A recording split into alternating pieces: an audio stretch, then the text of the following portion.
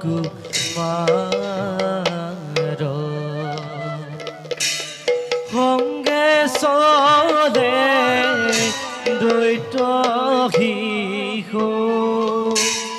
সংগে চলে দ্বৈত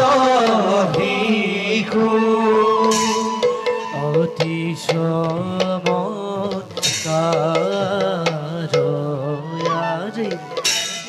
অতি চমৎকাৰ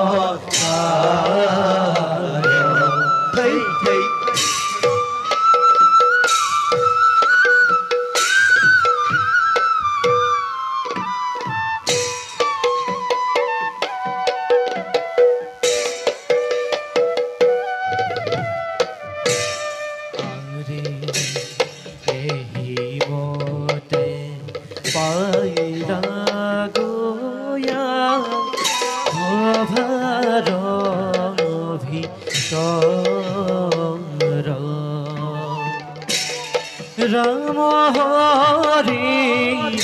রাম হরি রাম হরি রাম হরি রাম হরি রাম হরি রাম হরি রাম হরি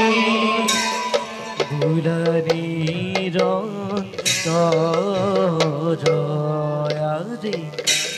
বুড়ানির থৈ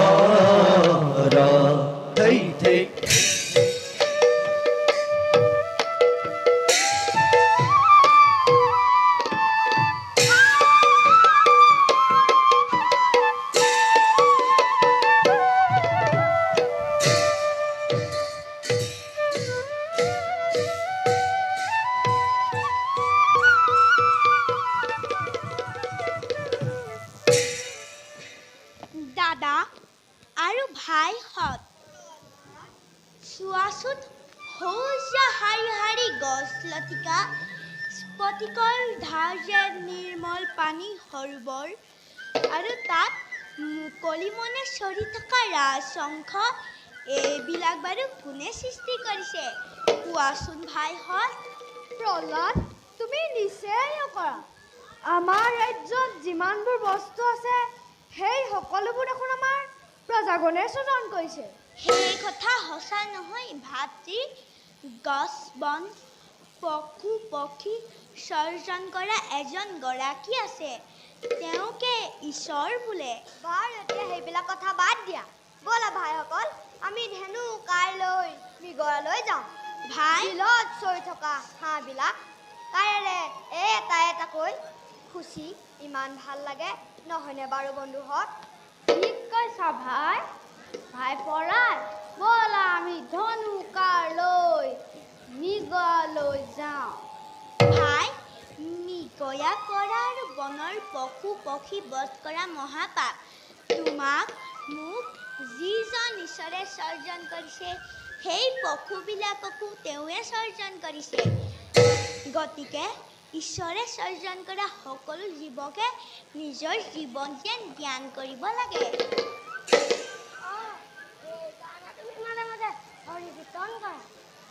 বাৰু ভাইহঁত এতিয়া সেইবোৰ কথা বাদ দিয়া ভাই প্ৰহ্লাদ তুমি আমাৰ লগত যাবানে যদি যোৱা ব'লা আৰু যদি নোযোৱা তেন্তে ইয়াতে মন মাৰি বহি থাকা মোক ক্ষমা কৰিবা ভাইহঁত মই মৃগয়া কৰিবলৈ যাব নোৱাৰোঁ তোমালোক যোৱা মই এই ফুলনি মাজে মাজে ঘূৰি ফুৰিম তেন্তে প্ৰহ্লাদ তুমি থাকা ব'লা ভাইহঁত আমি ধনু কাইলৈ মৃগয়ালৈ যাওঁ ব'ল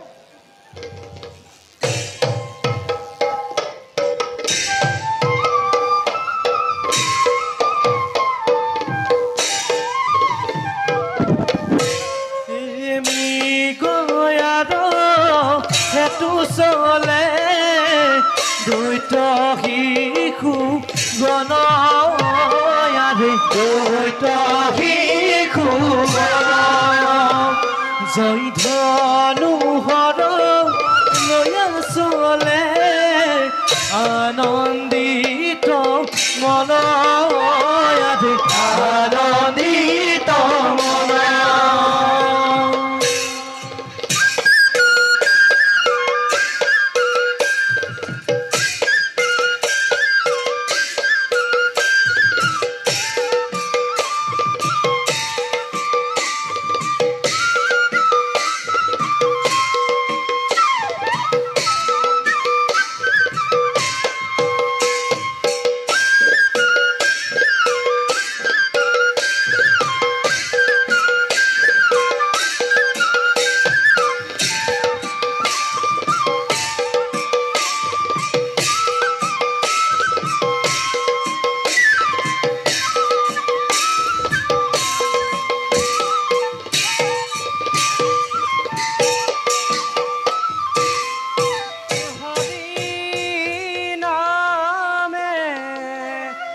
হরি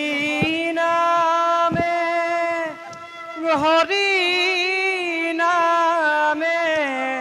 হার ও হরি নামে করি আছে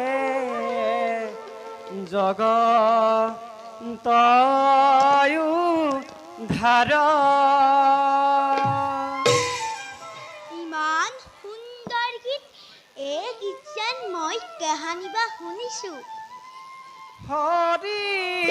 নামে হরি নামে হরি নামে হার হরি নামে করি আছে জগতয়ু ধার হরি নামে হরি নামে জগতয়ু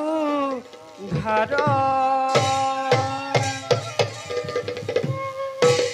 কোন তুমি সুন্দৰ বালক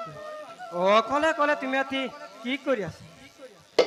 মই দৈত্যৰাজ হিৰণ্য কশিপুৰৰ পুত্ৰ নাম মোৰ প্ৰহ্লাদ প্ৰহ্লাদ। আপুনি কোন আপোনাৰ মুখৰ গীতবিলাক মোৰ ইমান ভাল লাগে মোকো বাৰু এনে গীত গাবলৈ শিকাবনে বাছা প্ৰহ্লাদ গীত গাই ঘূৰি ফুৰে আমাৰ নিচিনা সন্যাসী ফকীৰে যাৰ খাবলৈ মুঠি অন্ন নাই যাৰ পিন্ধিবলৈ বস্ত্ৰ নাই তেনে লোকেহে হৰি কীৰ্তন কৰি ভাল পায় তুমি হলা দৈত্যৰাজ হিৰণ্য কশিপুৰৰ পুত্ৰ তেনেস্থলত তোমাক আকৌ হৰি নামৰ কিহৰ আৱশ্যক বাছা ৰজাৰ ল'ৰা হ'লে হৰি নাম ল'ব নাপায় বুলি আপোনাক কোনে ক'লে বাছা প্ৰহ্লাদ ৰজাৰ ল'ৰা হ'লে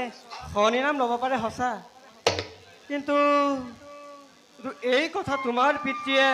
কদাপিতো মানি ল'লয় আনকি শ্ৰী হৰিৰ নাম শুনিলে তেওঁ খঙত উদ্মাদ হৈ পৰে মোৰ পিতৃয়ে ঈশ্বৰক মহাশক্তি বুলি ভাবিছে কিয় তেওঁকো জানো একেজন ঈশ্বৰে সৰ্জন কৰা নাই বাছা প্ৰহ্লাদ সকলোকে একেজন ঈশ্বৰেই সৰ্জন কৰিছে কিন্তু তেওঁ এই কথা কদাপিতো মানি নলয় আনকি শ্ৰী হৰিৰ নাম শুনিলে তেওঁ খঙত উদ্মাদ হৈ পৰে বাছা প্ৰহ্লাদ তাৰ কাৰণে আপুনি চিন্তা নকৰিব মই মোৰ পিতৃক এই কথা ক'ম তেওঁ মোৰ কথা নিশ্চয় শুনিব কাৰণ তেওঁ মোক বৰ মৰম কৰে বাছা প্ৰহ্লাদ তুমি বাৰু শ্ৰী হৰিক দেখা পাইছানে নাই পোৱা দেৱ আহা অলপ শ্ৰী হৰিক আৰাধনা কৰোঁ বাহা গাবা বাছা প্ৰহ্লাদ ওম নমো ওম নমো ভগৱতে বাসুদেৱায়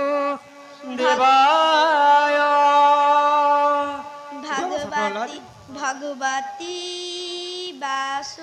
বাসুদেৱায় বাছা প্ৰহ্লাদ তুমি বাৰু শ্ৰী হৰিক দেখা পাইছানে নাই পোৱা দেৱ আকৌ আৰম্ভ কৰা বাছা প্ৰহ্লাদ ওম নমো ভগৱতে বাসুদেৱায় ওম নমো ভগৱতে বাসুদেৱায়। বাছা প্ৰহ্লাদ এইবাৰ শ্ৰীহৰিক দেখা পাইছেনে? পাইছোঁ দেৱ। উঠা বাছা প্ৰহ্লাদ। কিন্তু দেৱ বাছা প্ৰহ্লাদ আপুনি বাৰু মোৰ আইক চিনি পায়নে? এই কথাষাৰ কিয় সুধিলা বাছা প্ৰহ্লাদ? কাৰণ যেতিয়া মই মাতৃৰ গৰ্ভত আছিলোঁ তেতিয়া যে আপোনাৰ শুৱলাইৰ গীত মাত আৰু বিনৰ শংকা মই শুনিবলৈ পাইছিলোঁ। বাছা প্ৰহ্লাদ গীত গাই ঘূৰি ফুৰে আমাৰ নিচিনাকি সন্যাসী ফকীৰে। ব'লা বাছা প্ৰহ্লাদ সৌ গছজোপাৰ তলতে খন্তেকি বিশ্ৰাম কৰোগৈ। বলক দেৱ। হৰি মোৰ হৰি মোৰ এদিন দয়াল কে জানিতে পাৰ তোমাৰ